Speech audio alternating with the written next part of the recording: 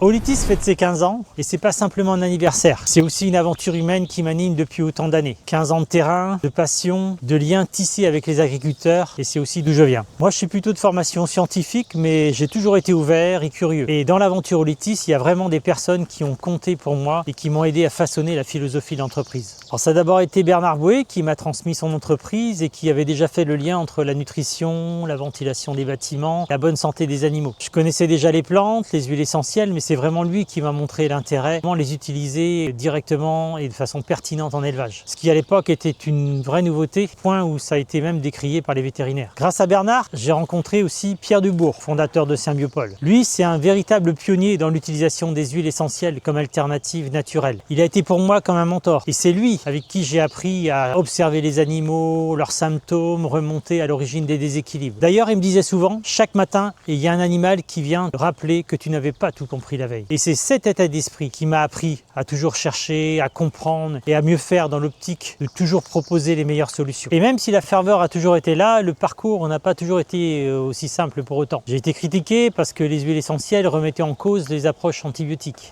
C'est dans cette période que j'ai rencontré Luc Leroy, qui est un géobiologue reconnu en Bretagne et qui m'a ouvert les yeux sur les courants parasites. C'est aussi à cette période que j'ai rencontré Loïc Leguerne, un de mes premiers clients éleveurs de chèvres, qui depuis est devenu énergéticien et qui m'a aidé dans la compréhension des phénomènes énergétiques et quantiques. Que ce soit Luc, que ce soit Loïc, ensemble on a réussi à débloquer des situations qui semblaient sans issue. Bernard Bouet m'a aussi fait rencontrer Peter Schlink, le concepteur des solutions AMU, une technologie allemande basée sur la physique quantique. Cette approche qui a vraiment changé ma vie et ma vision du vivant. Et c'est elle qui m'a permis de comprendre comment utiliser l'information des plantes, comment utiliser l'information des minéraux pour améliorer le sol, améliorer la vie des milieux vivants et de manière plus générale. Les 10 premières années chez Aulitis, j'étais assez focus animal. Mais la rencontre avec Jean-Yves Talloirne a été un tremplin pour développer l'expertise végétale. Jean-Yves, c'est un homme passionné avec 35 ans d'expérience, une double compétence animale-végétale. Et lui, il avait une expertise rare sur les sols et les associations fourragères. C'est toutes ces rencontres qui m'ont permis de me forger ma conviction. La nécessité d'équilibrer chaque écosystème, le sol, la plante, le microbiote animal, les effluents. Un élevage, c'est comme un trépied. Il faut avoir 2 pieds solides. Si le 3e est cassé, ça ne suffira pas pour garder l'équilibre. C'est pour ça que chez Aulitis, l'équilibre de chaque écosystème est important. Et dans cette histoire, il y a d'autres acteurs essentiels, ce sont les éleveurs, notamment ceux qui nous ont fait confiance, qui ont adopté l'approche globale. Ce qu'ils nous disent aujourd'hui, c'est qu'ils sont plus sereins, qu'ils sont plus confiants à l'avenir. Et on voit bien, les défis ne manquent pas aujourd'hui. Mais nos clients savent que face à de nouvelles problématiques, on est capable de réfléchir avec eux à de nouvelles solutions. Et puis évidemment, il y a mon équipe à mes côtés.